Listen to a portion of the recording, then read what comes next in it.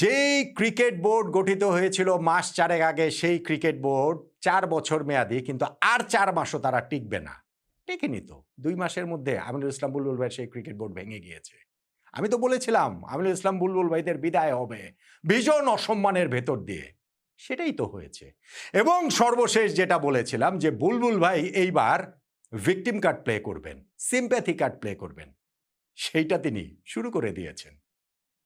দৈনিক প্রথম আলোতে তিনি একটা সাক্ষাৎকার দিয়েছেন, তার কিয়দংশই আজকে অনলাইন ভার্সনে ছাপা হয়েছে, কালকে সেইটা প্রিন্ট ভার্সনে পুরোটাই ছাপা হবে। কিন্তু যেই কিয়দংশ দেখলাম সেইখানেই বুলবুল ভাই তার ভিকটিম কার্ডটা প্লে করেছেন দারুণভাবে, এবং সেইটা যে করবেন আমি ওই ভবিষ্যৎবাণীও আসলে করে দিয়েছিলাম। আমিনুল ইসলাম বুলবুল ভাই এই সাক্ষাৎকারের কিয়দংশে যা যা বলেছেন সেইটা যে তার কার্যক্রমের সাথে কিভাবে কন্ট্রাডিক্ট করে, সেটা নিয়ে আজকে একটু ছোট্ট করে আলোচনা করতে চাই। কালকে এই পুরো ইন্টারভিউ প্রকাশিত হলে বিস্তারিত আলোচনার সুযোগ তো আসলে থাকবেই, থাকছেই।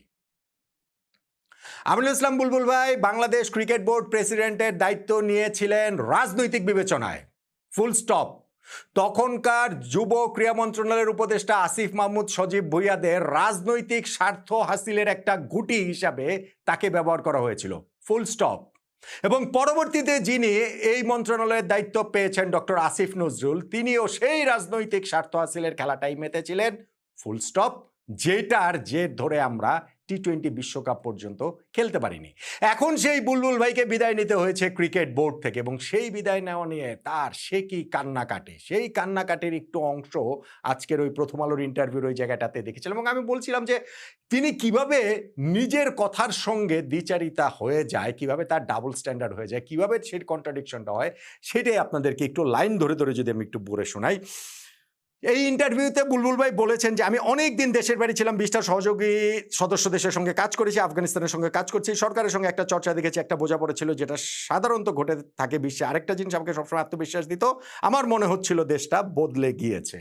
দেশটা বদলে গিয়েছে এই আত্মবিশ্বাস তাকে দিয়েছিল। তিনি 20টা সহযোগী দেশের সঙ্গে কাজ করেছেন, সেই সব কথাবার্তাগুলো তিনি বলেছেন। কিন্তু তিনি যেভাবে ক্রিকেট বোর্ড প্রেসিডেন্ট হয়েছেন, সেটা কি বদলে যাওয়ার কোনো ছবি আমাদেরকে দেয়? ফারুক আহমেদকে একদিনের মধ্যে যেভাবে সরিয়ে জমি বিক্রি করতে আসা বুলবুল ভাইকে বোর্ড প্রেসিডেন্ট বানিয়ে দেওয়া হয়েছিল, সেইটা কি বদলে যাওয়া দেশের চরিত্রের সঙ্গে যায়? এই প্রশ্নের উত্তরটা কি বুলবুল ভাই? বুলবুল ভাই আরো বলেছেন যে বদলে গেছে মানে খেলা ও রাজনীতি একসঙ্গে যাবে না। আমরা কিন্তু খুব জোর গলায় কয়েকটা কথা বলেছি যে আমাদের খেলোয়াড়রা রাজনীতি করতে পারবে না।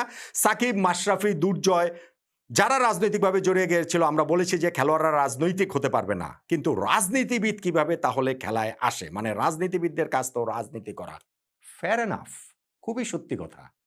রাজনীতিবিদ তো আসিফ মাহমুদ সজীব ভুইয়াও ছিলেন। তিনি কিভাবে তার ওই রাজনৈতিক স্বার্থ হাসিলের জন্য আপনাকে ক্রিকেট বোর্ড